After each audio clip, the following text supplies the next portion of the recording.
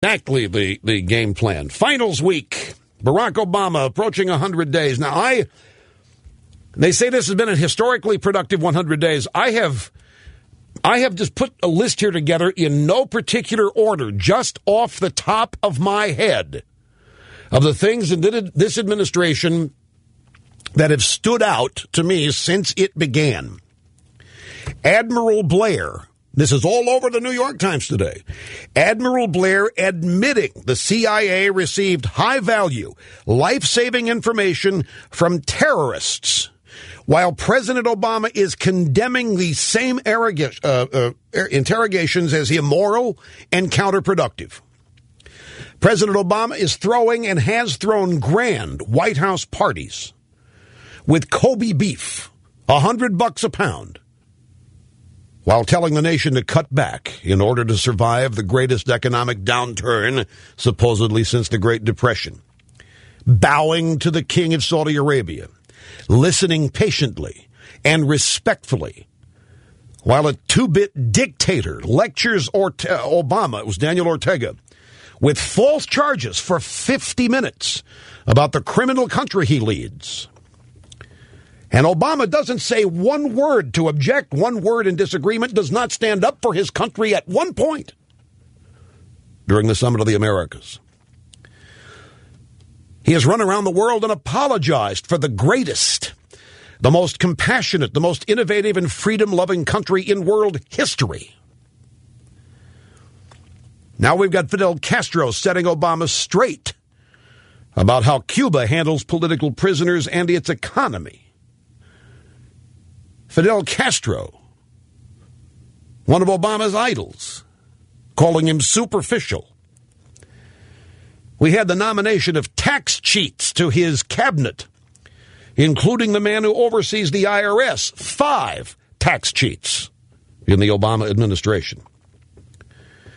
We have Obama's joke of a press spokesman who makes a complete idiot of himself on a daily basis.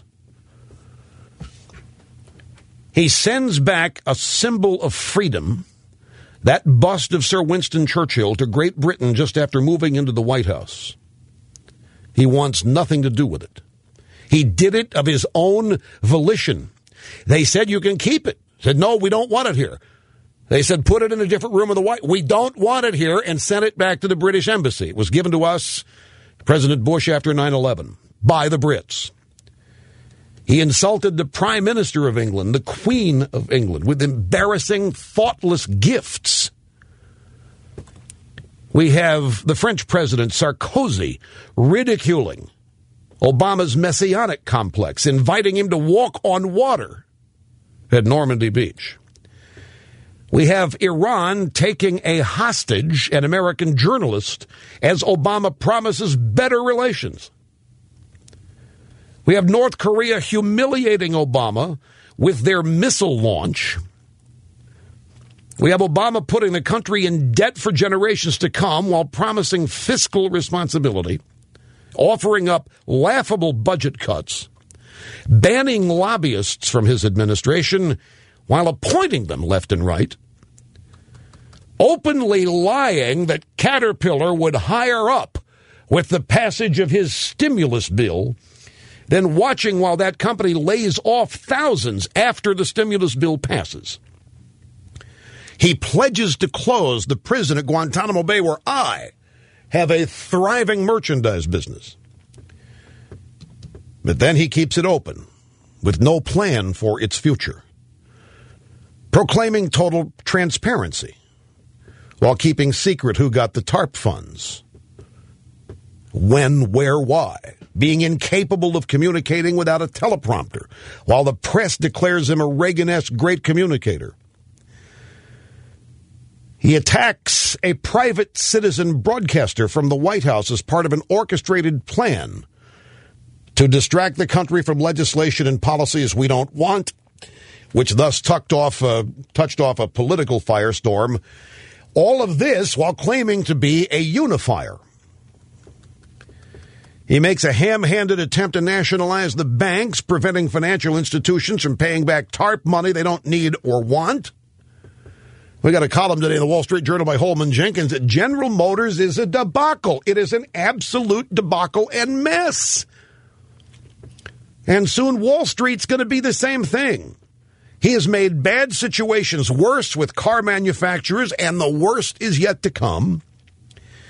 He has sparked hundreds of protests involving hundreds of thousands of Americans at tea parties regarding irresponsible government spending, while his Homeland Security chief labels peacefully demonstrating Americans and veterans as security risks. Oh, and that isn't making enemies out of people in the private sector and ginning up protests by his acorn buddies at the homes of AIG executives. Our country. He's been masterful at deceiving a large number of Americans with the help of his friends in the drive-by media. Look at who Obama has accused of being morally deficient.